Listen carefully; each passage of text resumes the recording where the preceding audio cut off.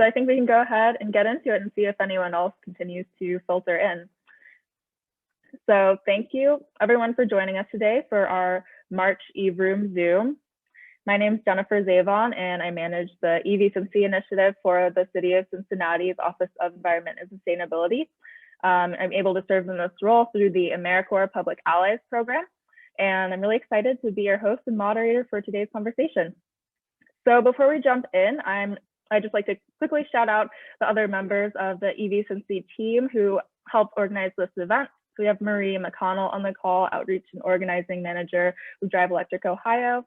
And I don't know if Carla is here, but we also have Carla Walker on the team. She's the climate advisor for the City of Cincinnati.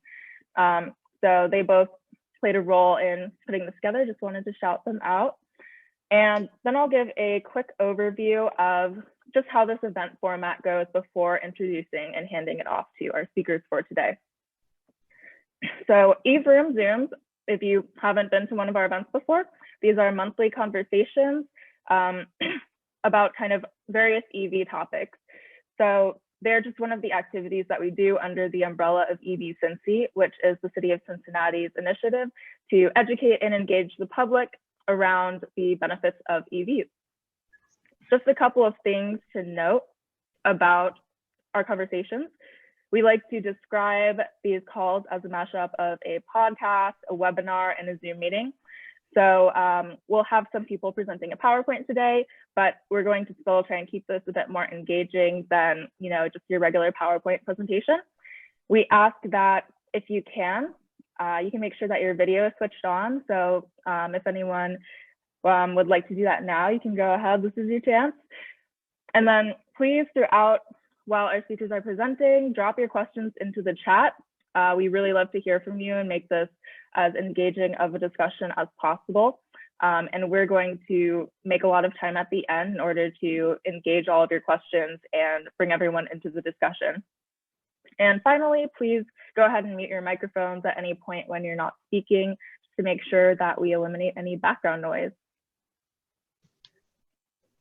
And now I'll go ahead and introduce our two wonderful guests today. We have Jenny Southard and Jessica Reigh here today. So Jenny Southard was born and raised in Hamilton, Ohio, and attended Miami University of Ohio, but did not complete her studies there as she found her career in the car business and a degree wasn't required.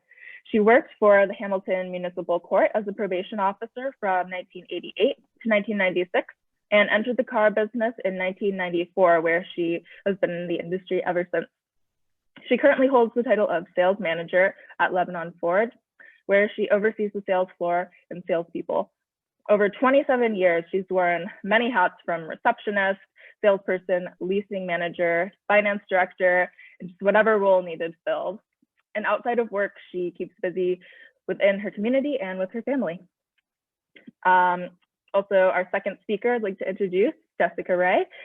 She was born and raised in Green Bay, Wisconsin, and graduated from the University of Wisconsin in 2019. She interned with Ford Motor Company in Detroit in 2018 and began and mostly worked on the Ford Pass app during that time. Started full-time in August of 2019. In her current role, Jessica oversees the 14 Cincinnati Ford dealers on the sales side. Her hobbies include traveling, quality time with friends, Sudoku puzzles, and most recently, boxing. And so welcome to both of you, Jenny and Jess. We're really looking forward to hearing from you today. And without further ado, I'd like us all to give a warm welcome to Jenny and Jess to get started. I'll go ahead and stop sharing this so that you can share your screen. Okay, well, my name is Jenny Southard. Thank you for the introduction, and thank you for inviting me to your meeting today. This is exciting. I was going to go into some background, but I think Jennifer covered most of it. And like I said, I'm 27 years in the Cincinnati metro area, selling Fords as a female, to females, with males, to males, whatever it takes. Today, I was just going to take you a little walk through the journey, the evolution of the female in the car business, and my path to where I am now, and all the changes that have been made through the years. I just wanted to say that I'm proud of the job, and more importantly, I'm proud of the fact that I may have helped pave the way for other women in the future in an industry that was not so welcoming in a time period not so long ago. The integration of women in the car business is very similar to the integration of electric vehicles into the next generation. It's all about perception and the fear of the unknown. Okay. My journey. Females in dealership nowadays doesn't seem unusual. Females in dealership in 1994 only existed in the office and processing paperwork. I began my career as a part-time receptionist, and now I come from a huge family in a small town where everybody knows everybody. So as a receptionist, when people came in, I always had lots of stories. Hey, how's such and such? Remember this? Always lots of chatter. My general manager saw my gift for gab, as he called it. And he said, you know, with such a gift, why don't you give sales a try? And I was reluctant. And after a couple of weeks of him saying, come on, give it a try, I went ahead and said, all right, we'll give it a week and we'll see what we can do with this. So for a week, I shadowed him and everything looked so easy. Everybody said, yeah, I'll take it. Everybody left so happy. Nobody ever objected to anything. And I thought, this is great. I have found my way in life. And then I get my first commission check for 1 week. And it far surpassed the whole monthly salary that I got as a receptionist. So needless to say, I was hooked, and goodbye reception desk. The following Monday, he takes me to the sales meeting to introduce me as the newest salesperson on the floor. Everybody laughed and waited for a punchline and said, come on, get real, and took all the jabs. And then finally they realized it wasn't a joke. I was really going to do this. So my first day on the floor, one of the managers, Jimmy, comes up to me and says, hey, Jenny, you need to go back in there in that office and ask for your job back. He was like, women are not to be on a sales floor. He said, it's not going to work. I like you a lot, and I don't want to see you make a fool out of yourself out here. He said, so go ahead and get your job back. So I'm sitting there and thinking, wow, I was stunned. I expected the same support from everyone that I got from the general manager. And surprise, they were not real happy about the change. So I was brokenhearted, but then my first customer came in. He was not as easy as the general manager made it look. He had 2 trades. He had every objection in the world. He had bad credit. It was so hard. It was nothing like the first week. But I went through all the steps and we sold him a car, and I'm sitting there pretty proud of myself. Jimmy walks up to me and says, see what I mean? This is way too much for a girl. He said, I just don't think any girl's going to make it out here. Nothing personal. I think you need to get your job back. Well, a big old tear trickled out of my eyes, and I thought, wow. So I went home and thought about it and thought maybe he's right. Went back in the next day, and he stopped me when I got there in the morning, and he said, so tell me, Jay, what are you going to do? And I said, well, I thought about it all night, and I'm Johnson & Johnson Jenny. No more tears. I'm going to do this. So Jimmy and I have remained friends for 20 plus years, and we still laugh about this story. And we bring it up a lot when there's new people in it. They're kind of scared of the job. So that was the first day on the floor. Then to my surprise, girls in the office were not supportive about change either. Like, they truly believe that women belong behind the scenes. So the office manager, Kathy, pulls me aside and says, she wanted to see me succeed, but she wanted to give me some good advice. And this is advice that was given to her a long time ago when she had to go to all these meetings that were dominated by males. So I'm happy someone support me. I said, yeah, give it to me. She says, just keep in mind that you're in a room full of people's husbands, and be careful how you carry yourself. She said, don't bring in any temptations that may make the wives not like you. I was like, okay, but I'm 23. These guys are old, and I'm just trying to make a living here. So I kept that in mind, and Kathy and I worked together for about another 10 years, and we still remain friends. Her husband's in the car business, and him and I have done a lot of work together, and he's been a mentor of mine for a long time. So not just on the inside, culture change was also difficult on the other side. There were customers, and it was tough. So for example, I knew that trucks would be hard for me. I knew nothing about a truck. I'm a 23-year-old girl. I never had a truck, never drove a truck. And I knew that people that buy trucks were very specific. So I spent all the time in the world studying these things, driving these things. I was ready for any question. So I go outside, I get this customer, some man, and he wants to look at trucks. So I'm walking around the truck and I'm trying to tell him everything there is to know about a pickup truck. I was going to make sure he knew that I knew everything. Well, he was on the other side of the coin and he just wasn't having it. So we're walking around, I'm telling him all the stuff, and he looks at me and asks me a whole bunch of questions that nobody in the world could have answered. And he said, I remember one of them was, do you know the diameter of the spark plug? And it dawned on me right then that he was just going to give me a hard time and this was going nowhere. So I said, well, I don't know the diameter, but I can tell you if you tilt your head a little bit to the left, you can put your lipstick on in the rear view mirror. And nice job. Needless to say, I didn't sell him a truck. And luckily, not everyone was that difficult. So in the same time period, not just the customers, not just the in-house people, Ford was starting to realize that there's something here. You know, females are, they're out there, they're buying cars, females are selling cars, females live in the community. So Ford came up with this idea that they were going to have a meeting and they were going to bring in all the female sales consultants and they were going to talk to us about how to sell them and how to carry yourself and how to be empowered. And they were going to give us all these great tips. So it took them a while to get the meeting together. They had to pull from 6 states. And out of the 6 states, they were able to find 12 females. So we all got together and we met and they were asking for feedback. And then they were going to give us some empowering tips. So we're like, okay, empower us, you know. And I remember one of the tips was when the men are talking, make sure you don't twirl your hair.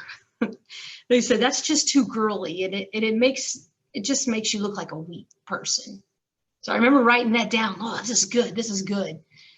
And then they came to the next point. And the point was you need to go out and invest in what they called power panties. So they suggested that you go out and you get you a set of power panties. And every time the men were talking to you and they tried to make you feel weak or they tried to act like you didn't know what was going on, just grab your waistline and pull the power from these superwoman underwear that you're wearing. So at the time, and now in 2021, that sounds like ridiculous advice. But back then, we loved it. We were writing down, oh, this is great advice, great advice. Man, I'm going shopping.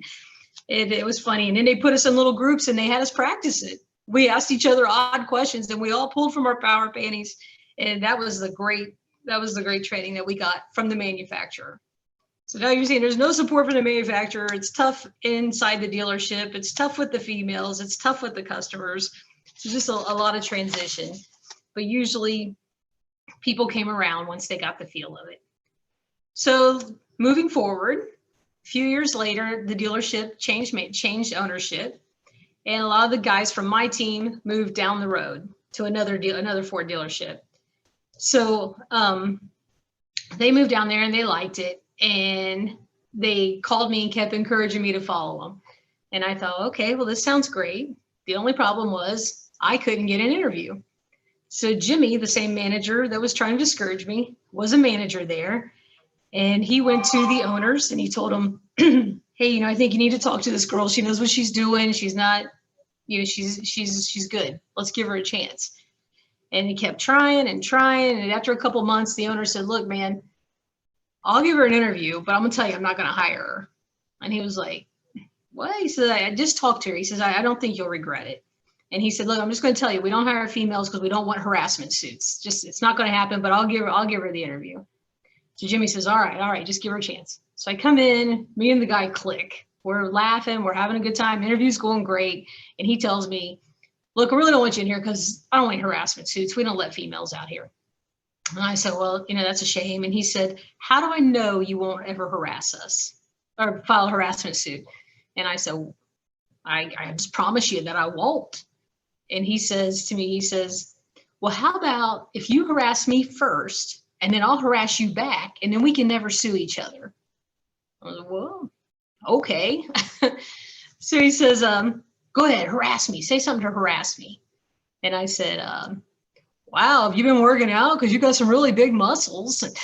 And he starts laughing and he harasses me back and he says, all right, I'm going to give you a chance. He says, but don't go out there and make me look bad. And I didn't. And it turned out to be a great experience in that dealership. They have a few females in there now, and I ended up in a management position. So I think you just needed to experience the change, get over the great unknown, and give somebody a chance. So over the last 27 years, like Jennifer said, I've worn a lot of hats. I've been the receptionist, the salesman, the leasing manager, the finance manager, the sales manager. Each and every role came with doubt and skepticism from my peers. And I can proudly say that at each step, it ended in a positive experience. People are afraid of change. People don't like the great unknown. They don't like to doubt, so they resist. And once they can see change and its benefits, they're so much more receiving. And this is what I keep in mind when it comes to introducing electric vehicles when we're introducing them to people now. People are still skeptical. They want to know,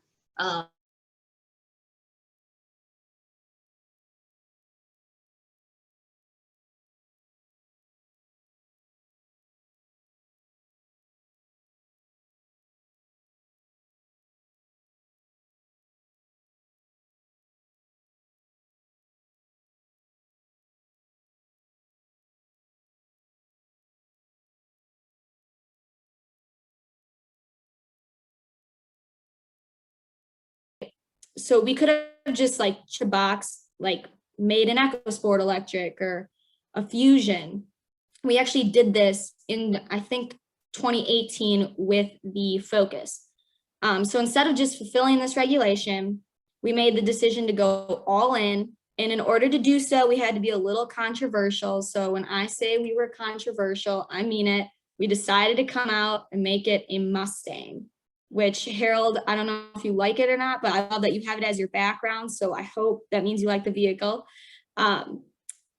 These Mustang people were furious. Like, they were so passionately upset that it was called a Mustang. And I'm born and raised in Green Bay with the Packers, so I have encountered passionate fans before. I would put the Mustang like cult following up there with like Bronco, which is a launch we have coming up in the next couple of months. Jeep enthusiasts, people who go to CrossFit. I mean, it has that type of following. So they were super angry. Like, there still is a petition with over 16,000 signatures begging us to change the name or just remove the Mustang nameplate altogether. And actually, when I was an intern at Ford, I got this huge Mustang book as a gift just to showcase how much history the Mustang holds. So I understand the passion. I understand the rich history that the brand carries. So on a more, local level, Lebanon, where Jenny works, this was their Mach-E that they got a month ago. And the Facebook comments were ruthless on it. And I'm sure Jenny remembers, because like they were all over the place of people being upset. Beachmont down the road as well. This was their most organic Facebook post, I think, of all time. It had over 700 comments, about 2,000 shares. One customer, as you can see there, was personally upset that we called it a Mustang and wrote that entire paragraph. If you're ever like have some free time, I would check these out because they will definitely make you laugh. And there's about 700 of them. And the majority of them, were not, good comments, to say the least. But all that negativity, however, went away when customers actually gave it a shot. They drove it around, they sat behind the wheel, and they gave it a chance. And I wish, like in these non-COVID times, we could be doing this meeting in person and you guys would actually have the opportunity to drive it and touch it, because it's a different type of vehicle for us. And it's also a completely different customer for us as well. So we're offering 5 different Mach-E's currently, ranging anywhere from about $43,000 to $60,000. And keep in mind that there's also a $7,500 federal tax credit because this is an EV. So those, you could potentially get a select model for under 40 grand, which is pretty exciting. So when you think of a Mustang, you're most likely thinking like powerful, loud, sports car, horsepower, fun to drive, muscle car, 2 doors, coupe. And this vehicle was actually designed and created by Team Edison, which is like the visionary wing here at Ford. So they focus on like innovation, new ideas, and they were the team that was tasked with taking all the history of Mustang that we talked about and sort of twisting it into like a modern SUV electric vehicle. And it's actually our current CEO right now, Jim Farley, who suggested it be a Mustang and carry that nameplate and legacy. But you couldn't just build an electric vehicle, like we said, and slap the pony emblem on it. It needed to have features of a Mustang in order to, not lose its identity and actually be a Mustang. So when it came start to like, build it and design it, the headlights resonate what a typical Mustang would look like. We also had to keep these sweeping turn signals, which is just on any iconic Mustang.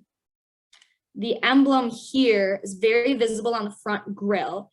And what sets this one apart on the Mach-E are the lines across it, which kind of give it like a futuristic electric look to it.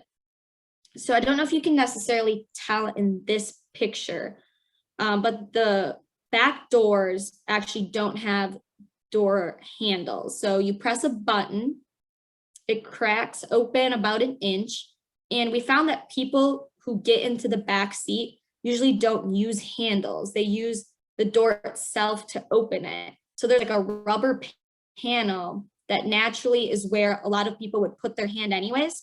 It's called an E-latch, and it's like a grab pad on the door inside. So you don't have to worry also about getting your fingers crushed because the door won't close unless it has been opened completely. So I guess technically you could say this is a 2-door, for any Mustang enthusiasts out there. Here's a picture of the unique frunk, which is the front trunk. Not big enough to fit golf clubs, but big enough for a cooler, maybe some groceries.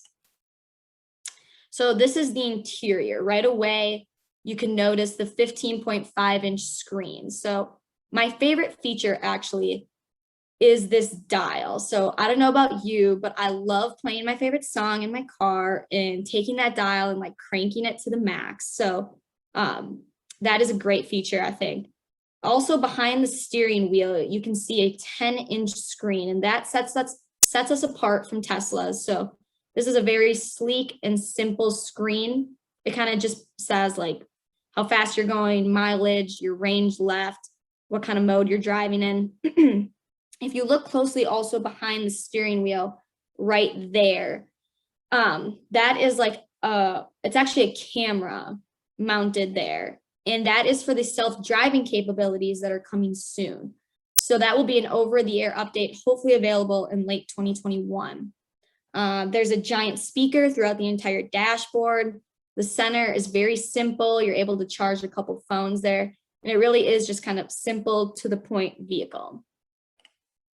So there are 3 drive modes currently: engage, whisper, and unbridled. And a feature that I want to highlight right now is called one pedal driving. So the one pedal drive is common in a lot of electric vehicles.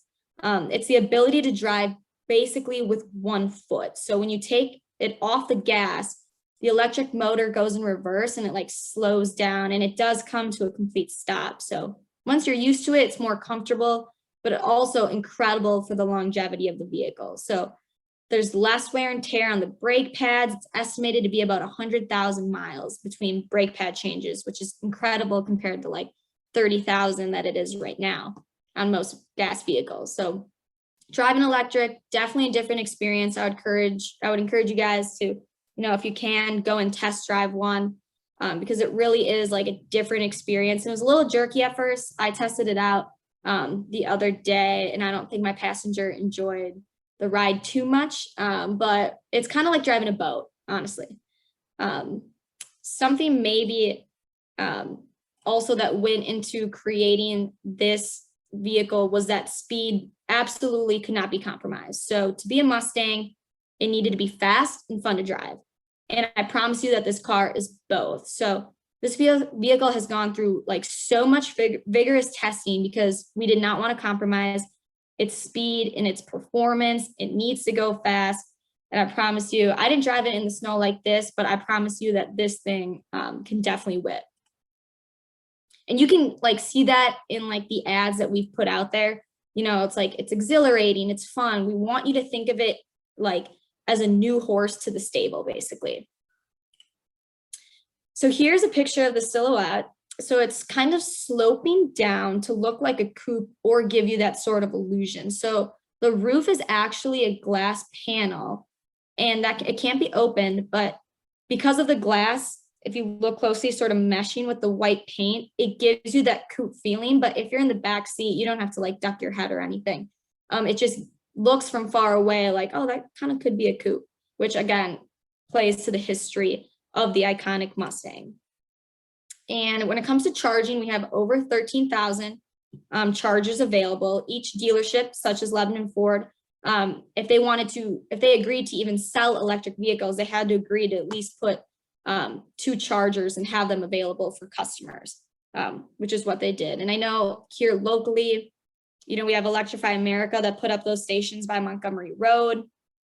I believe Walmart has charging stations as well. So they're definitely available. And the Mach-E comes with 2 chargers, I think 120 and 240. The 120 volt is like 3 miles an hour. The 240, I think, is around 21 miles an hour per charging hour. And the best is like the 38 amp that you see here that you plug in, most likely installed in your garage, or if your apartment complex has one. And this is about 30 miles per hour. So it's a smart charger. It's going to stop once it's fully charged. Right here is just a picture of the e-transits that are coming later this year. And honestly, like, this is just a great opportunity, I think, for small business owners because of the money they'll save on maintenance and gas alone.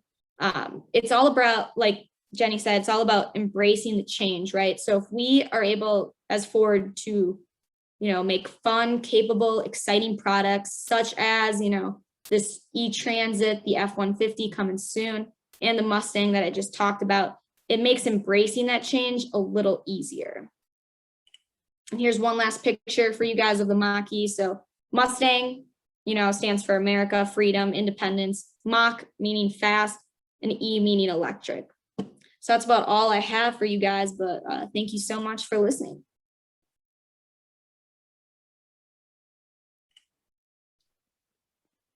Thank you, Jess and Jenny, for your presentation. So moving into, yeah, if everyone can give some emojis, some claps for them. But moving into the, you know, Q&A discussion portion of the EVROOM-ZOOM, we usually start this off. Oftentimes on these events, we have people who are EV specialists, and, you know, their career is entirely focused on electric vehicles, whether that is research or policy or whatever it may be. And so a lot of times we ask people, you know, how did you first get interested in EVs and in the EV industry? But I think for the two of you, the question would more be, what is your story of how you came to the car industry? And if you have any additional thoughts on the transition to electric transportation, feel free to add that in as well.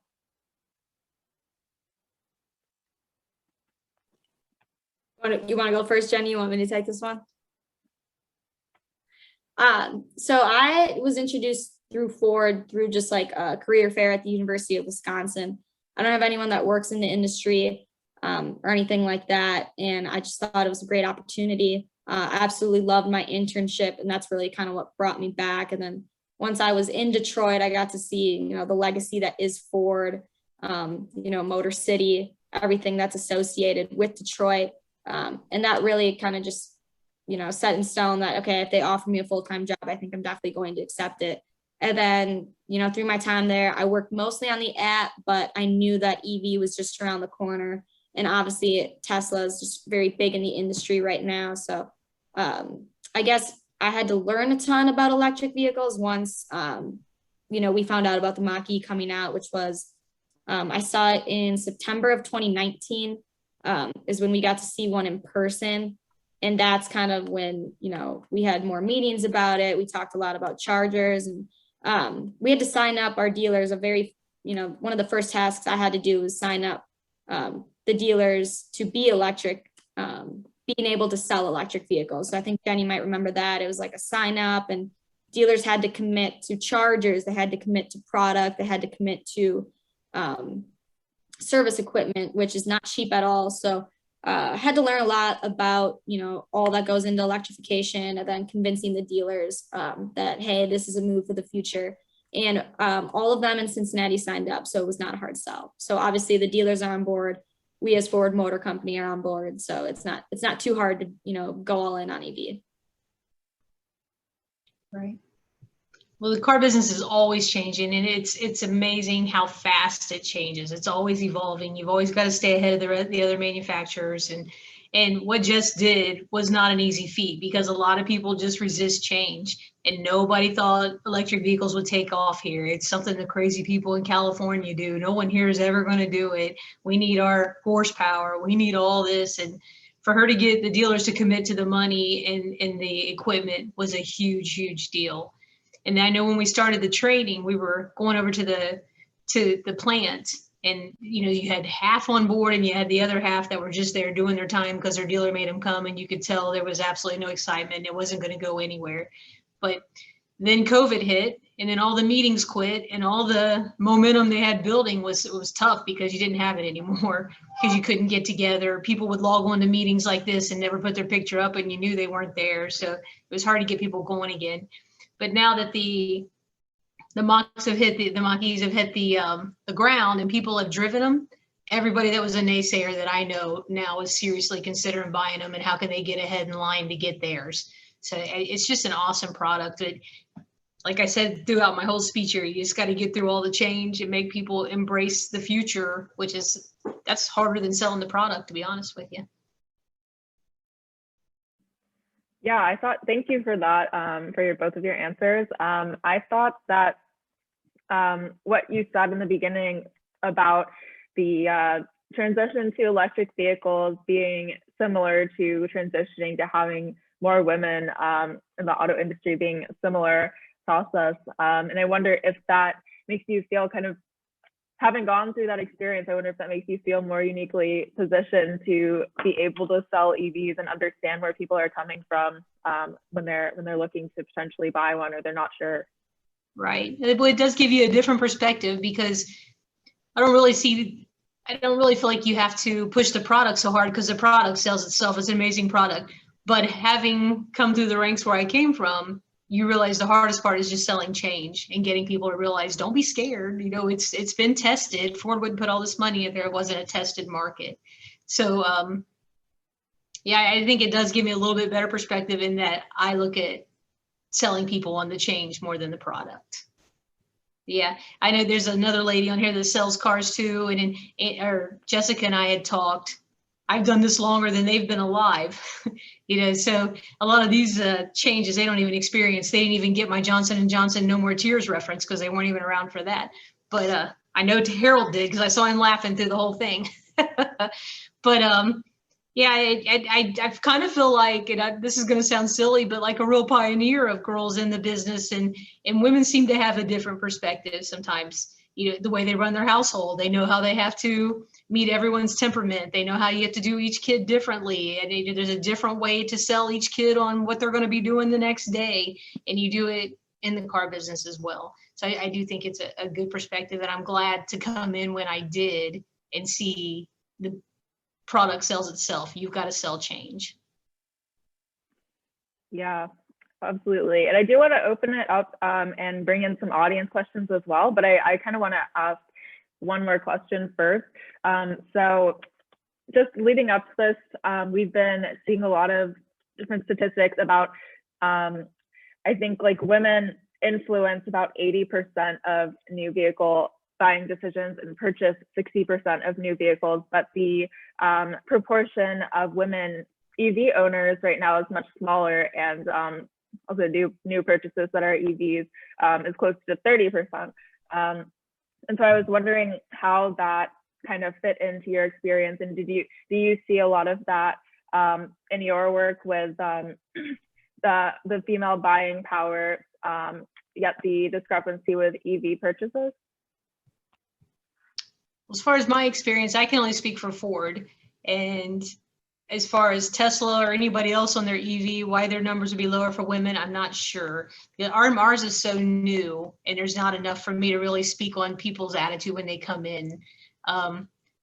Women tend to always go more towards safety, economy, what it's going to cost to drive it, will their kids be safe, that kind of stuff. So I'm surprised that number is so low. That was a new statistic to me yesterday or day before yesterday when Jessica shared it with me. But I haven't seen enough of it yet to give a real educated answer to why that number would be lower. Jenny, what about just the 60% or that 80% statistic? I know when I heard that, that was surprising to me, right? I feel like, and maybe it's just because I'm a younger woman and my friends are younger, but you know, the joke is always like, oh, my car needs something done, better go call my dad or bring your dad to a dealership with you. I mean, does that number surprise you? Is that match kind of your experience? No, both of the statistics surprised me, and I just chalked it all up to we only have one on the lot, so I don't have a whole lot to share it with. But I was surprised on both of those statistics as well. Yeah, but you're right. The women do get the call my dad. My husband has to take it in, but that's moving. You watch. This is changing. Like in our service drive, we have 2 female service advisors now. Our sister store has a female service manager. So that's kind of changing, and they're finding out that women do know some stuff about cars, and women do know things about getting them fixed, and you know, women have a role to play there. And I think that statistic will be obsolete come 5-6 years from now. I just see more of a transition of what women are doing with it. They're no longer just processing paperwork. They're out there in the ranks proving that they have a mind too.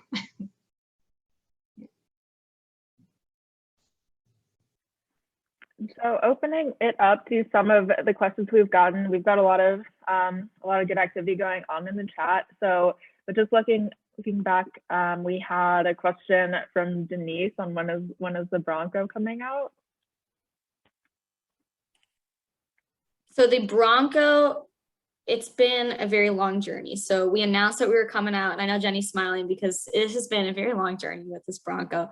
We announced back in either 2015 or 2016 that we were coming out with it, which for reference, I was in high school when we announced that we were bringing it back. And I was not even born when the OJ thing happened with the Bronco. So it's a very exciting time for it to finally be coming back. Happy to say that similar to the Mach-E, we have this program where the first vehicle for the Bronco Sport, the Mach-E, and now the Bronco are going to be available for test drives and back in the service departments just to get customers behind the wheel. So the Bronco will be hitting the dealers' lots in June of this year. So that's going to be the unit to, you know, test drive, get behind the wheel, touch it, feel it. And then we have been taking reservations since our launch in July, and those should be fulfilled in this 21 model year. So it's only a certain percentage, very small percentage will be in the 21 model year. And then the others will have to unfortunately wait for the 2022 model year. But it should be coming out this summer. And the Bronco Sports, it's a new vehicle, but it's kind of maybe like a younger sibling to the Bronco. And it's a 4-door, kind of the size of an Escape. And we've seen a lot of success with those. And those have been around since December. And I mean, we talked about it at Lebanon. You can accessorize those, you can lift those. I mean, those have been a huge success. So definitely keep an eye out for, you should already be seeing Bronco Sports on the road, but big Broncos, 2 doors and 4 doors should be coming out this summer. Yeah, if you're out and stop by a dealership that might have them, let's take a drive. I think you'll be really surprised at what they did with it. Even the base models, like one we have in our showroom right now, has a $29,000 sticker, which is a beautiful price point for a new car that's been in demand for this long and this much waiting.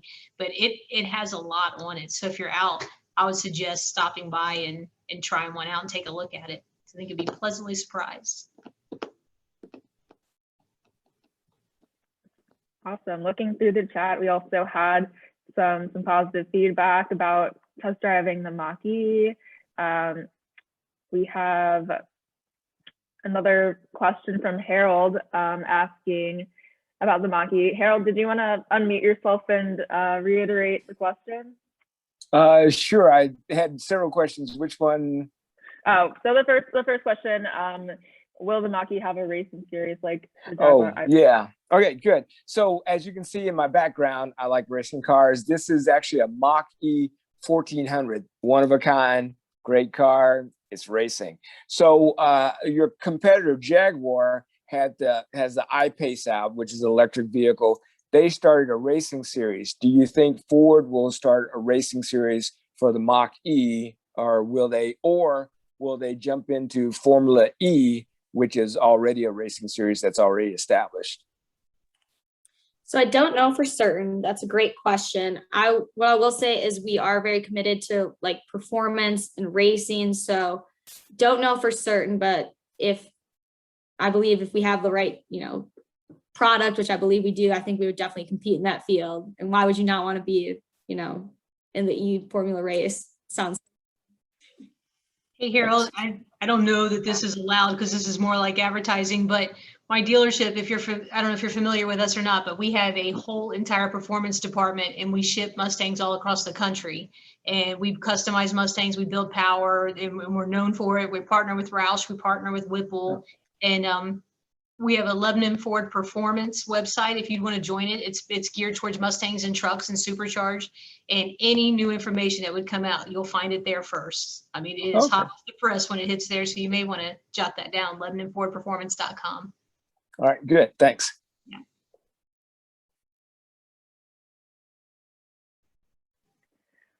I was muted there. Okay, so we have also another question from Allie. If you wanted to come off mute and speak to your question.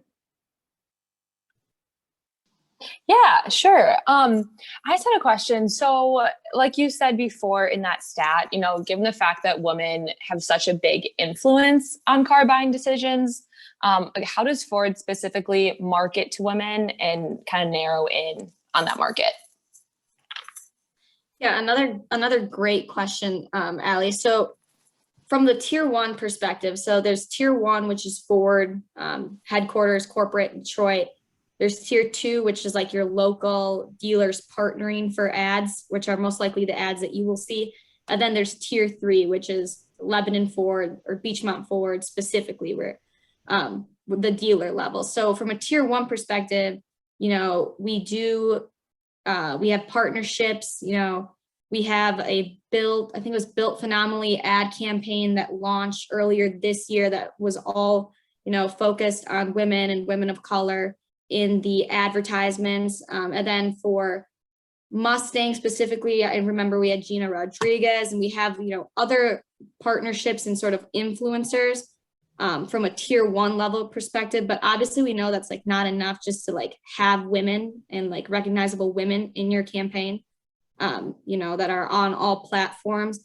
So we really try to like provide, dealers with materials and like mostly have conversations like, hey, like you should like maybe look into hiring a woman, or you should look into this because of this data, like it provides like, and Jenny could probably speak to this too. I mean, if you have a woman sales consultant, like on the floor, it will make a huge difference for a woman that doesn't really know much about cars. Like, who can she trust? I mean, she's most likely going to gravitate to the female sales consultant that is on the floor rather than like the other, 15 males that are there. So I would say, to answer your question, we definitely have ads that are out there, but it really is, what do you see when you walk into a dealership? Because that is Ford to a lot of people. Like we can do all these cool, fun campaigns, from a TV level, but it's really about, the person you see when you walk into a dealership. Yeah, thank you. Kind of an additional build on that. Jenny, maybe you'd be better to answer this one, but so like I just went through a car buying experience and it was very interesting, me as a single woman walking into dealerships and seeing how I was treated. It definitely wasn't the same across all the dealerships that I went to. So Jenny, maybe what is your dealership doing to, make that experience better for women? Things like that. What actions are you guys taking? Well, first off, we all wear power panties. this dealership that I'm at now has for years been owned by a female. And so I think maybe a little more forward thinking than some of the old school stores that are generation of father passing it down to son to son to son that's never made any kind of changes. She was a super progressive thinker who realized everybody's going to buy a car. Old people, young people, white people, Asian people, Black people, men, women, whoever, and you had to cater to every need because every single person buys a car. And like the sad part is not every dealer group gets that. It's all just based on how we're going to sell it, how we're going to make the most money. We're going to follow this process. We're going to do the if I could, would ya? And they don't care who they're selling to. They're always going to look at the man and say, is she trying to be safe over there? You know, they don't ask who's driving the car. They don't do it.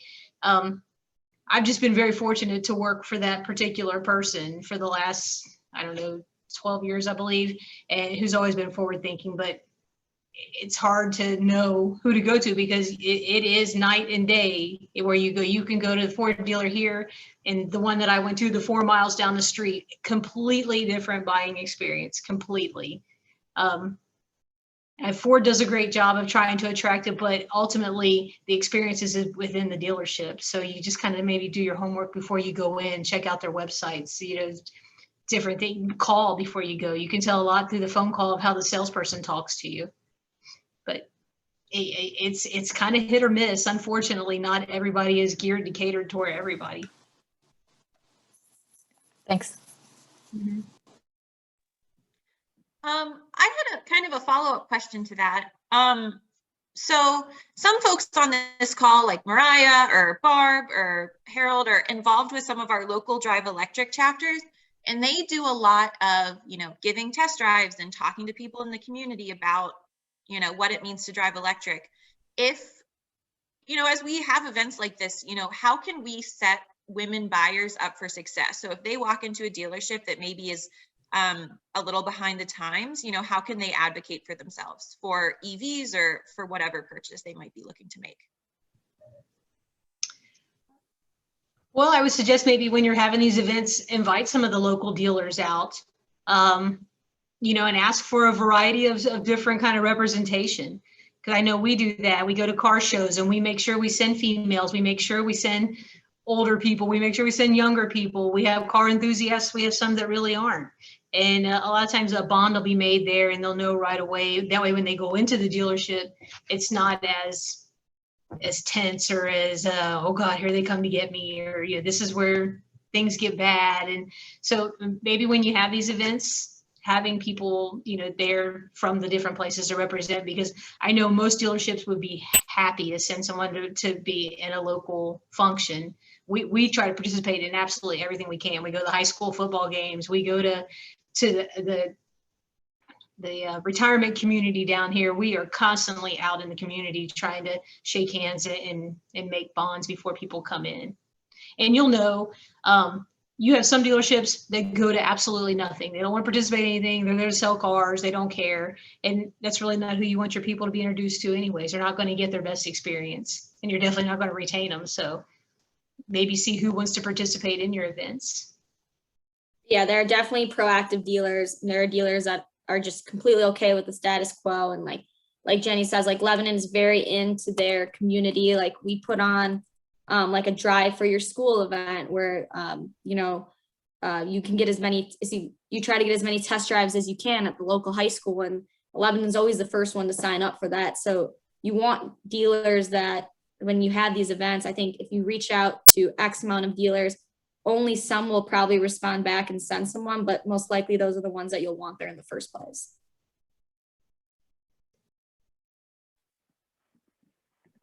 Yeah, thank you. We have another interesting question from Denise in the chat, talking about more of the environmental impact of driving electric. Denise, would you want to speak to that a little more?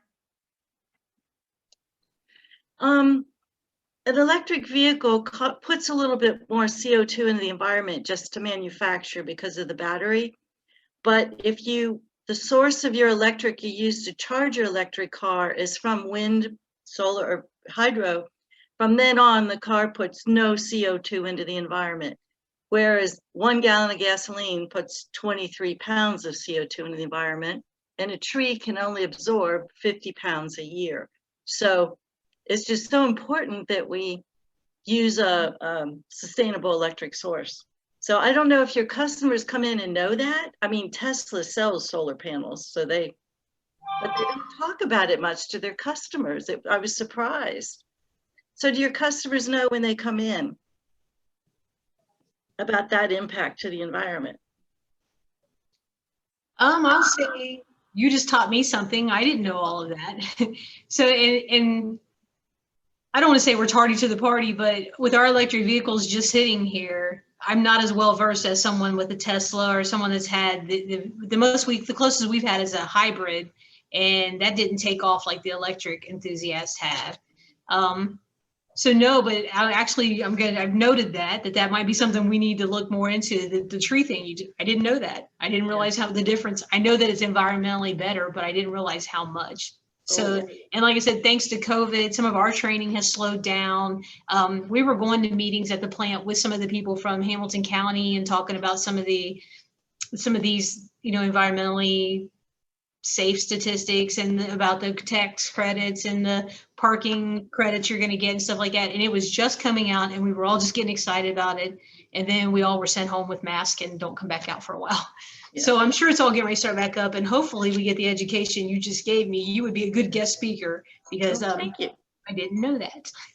Yeah, it's definitely a learning curve, kind of piggybacking off of what Jenny said is, due to COVID, like as Ford, we try to put out as many materials as we can out there, but it's really hard to reach. We have over 3,000 dealerships. So, partnering with, Reigh and Drive Electric, it's very helpful, like at a grassroots level, to try to educate ourselves on these vehicles because, Ford for so long has just been known for like their bread and butter, which is F-150s and Super Duties. So this is, like I said, a completely different clientele base, and we're playing in a field that we never had before. So when we go into meetings about the Mach-E, we try to have the conversations, with the general manager and the sales team, like, okay, are you going to have 3 people focused on electric vehicles? Are they going to be well versed on it? Or are you going to just dedicate one person, to electric vehicles? And it's the same for any vehicle launch. So for Bronco, like, let's dedicate these 2 sales consultants on all things Bronco. They're going to field all internet leads, phone calls, all about the Bronco. And let's dedicate, this person just to all things electric. And it's coming down the pipeline. So definitely a learning curve. I have a lot to learn about the Mach-E and electrification myself yet, but we will get there. I'm pretty confident we will, especially with the F-150 coming out. It's kind of mixing like electric vehicles with our bread and butter. So it should be fun. I think that is kind of a good lead into to Harold's other question in the chat recently about what selecting a specific EV salesperson or special training for EVs might look like at Ford. So to be more specific, like at the dealership, do you want all the salespeople to try to know everything about electric and the ICE or the gas cars? Or do you want specific people to be like your EV experts so that you can sort of funnel people over there as opposed to being something a jack of all trades? So basically, this is a question for both the dealership and for the overall Ford. Like, what's your plan for selling EVs? I know on my end, we have dedicated teams because, like I said, we have such a huge performance department. We have certain guys that are just Mustang, just guys that are going to do that. So we have some people that are going to be EV, but they'll also have to work with Mustang guys because this will all eventually coincide. We specialize in lifted trucks. So we have certain people that if you come in a lifted truck, everybody's supposed to direct them to that area. We pretty much everybody here has a specialty, but everybody can kind of dabble in some. Some people don't like Mustang talk. They can't stand it. They say, oh, every person had the 1967 hatchback, baby blue, and everyone had the first one off the line, and they can't take the talk. So we don't want them talking to those people because they're going to blow them off and try to get to something they're interested in. So we have people that are dedicated to each area is kind of how we tackle it. And that way you don't have, you know, a jack of all trade and master of none. We've got masters in each category. Okay. Now, not all dealerships do that. I just know that's Yeah, how. exactly. That's what I was just about to say is, you know, as a manufacturer, we are kind of like, we can't tell them what to do basically because of our franchise agreement, but we definitely, it's a very great partnership that we have with some of our dealers. And we just have the conversation and we have tons and tons of data, which is very helpful when you're talking to these dealerships because you can say, you know, X amount of Teslas were registered in your primary market area. Then I show them a map of where all the Teslas are and what they're missing out on. And maybe we should target this zip code. You missed out on this event. And, you know, they're going to want to be where their customers are. So we'll have to tell them like, all right, maybe we should dedicate this person. I see he's very young. I see that he is passionate about this, you know, Mach-E. Let's maybe dedicate this guy to fielding all things electric. So kind of to answer your question, we can't tell them as Ford what to do, but we are 100% having that conversation with them. And there are like some tests and, you know, trainings that they have to complete to be a Ford dealership. But that only goes so far. It's really about being there for the customer. But I will tell you, Ford puts a huge emphasis on the surveys and how the customer viewpoints come back. And I'll tell you, you would rather lose a sale than get a bad survey. So everyone's kind of getting the fact that you need to know what you're talking about. The, you know, internet nowadays, people are smart when they come in. People aren't coming in uneducated like they did 20 years ago. People know what they're talking about. And if you can't talk with a person, you're going to get slapped with a survey. And no one wants that. So hopefully more people are conforming to having more experts on the field out there. Yeah, thank you for speaking to that and kind of the, you know, the importance of targeting, you know, specific folks and specific interests and, you know, the benefit to both the customer and the dealer in doing so. We are at a little bit after 2, so I think we're gonna go ahead and wrap it up on this event. Thank you everyone for joining, asking such great questions and, you know, having such a great discussion with us, both in the chat and, you know, in the Zoom room. If you'd like to stay in touch with us and find out about, you know, all the other events that we're doing, like Denise just said, Earth Day is coming up and we are going to have another e-mobility focused event for Earth Day with a lot of super interesting speakers as well. I'm going to drop the link in the chat where you can sign up for our newsletter just to stay informed about all of those events if you're not signed up and hear from that already. So yeah, with that, I think that's about all. Thank you again to Jenny and Jess for joining us and providing your insights and experiences. This has been a great conversation. And yeah, I hope that everyone has a great rest of your afternoon. Thanks so much. Thanks. Thanks, Bye-bye. everyone. Thanks, everyone. Bye-bye.